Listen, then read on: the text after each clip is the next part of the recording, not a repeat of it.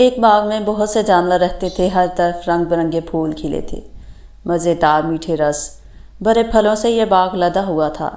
ہر منگل کو پرستان کی پریاں جانوروں کے ساتھ مزہ اور موج مستی کرنے آتی۔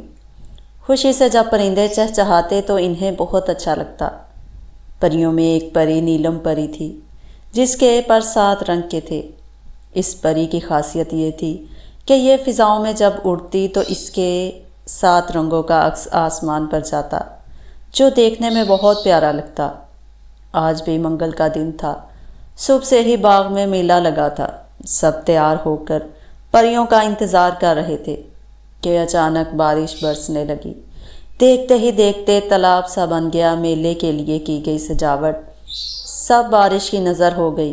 سب جانور حیران و پریشان تھے کہ یہ بن موسم بارش کیسے ہو گئی۔ ننھے جانور بہت غصے میں آ گئے کیونکہ ان کی تیاریاں دھری کی دھری رہ گئیں۔ اس وقت پر پریوں کی ٹولی باغ میں اتری۔ جانوروں نے غصے میں ان کا استقبال بھی نہ کیا۔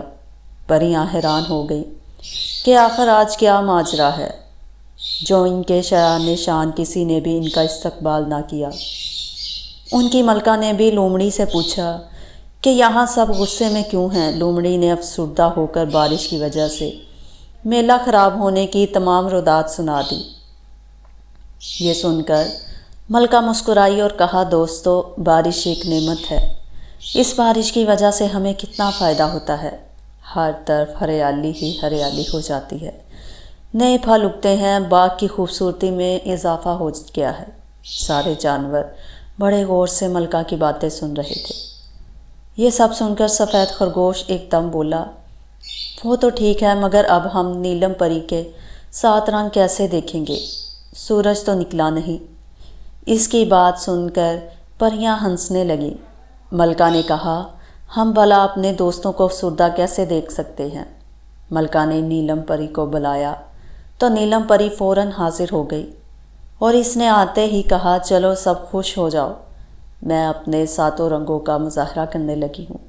یہ کہہ کر نیلم پری نے پرواز بھری اور فضا میں پہلے لال رنگ سے عجیب و غریب خاکے بنائے، پھر ہرا، نیلا اور پیلا۔ اسی طرح سے باغ ان رنگوں سے خوبصورت لگنے لگا۔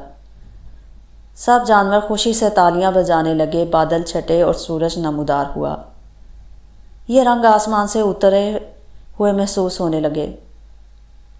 پھر یوں ہوا کہ نیلم پری نے 7 رنگ ہمیشہ کے لیے آسمان پر چھوڑ دیے اور خود پرستان چلی گئی۔ اب ہر بارش کے بعد اکثر یہ رنگ نمودار ہوتے ہیں، جنہیں ہم کوسے قزاں کہتے ہیں۔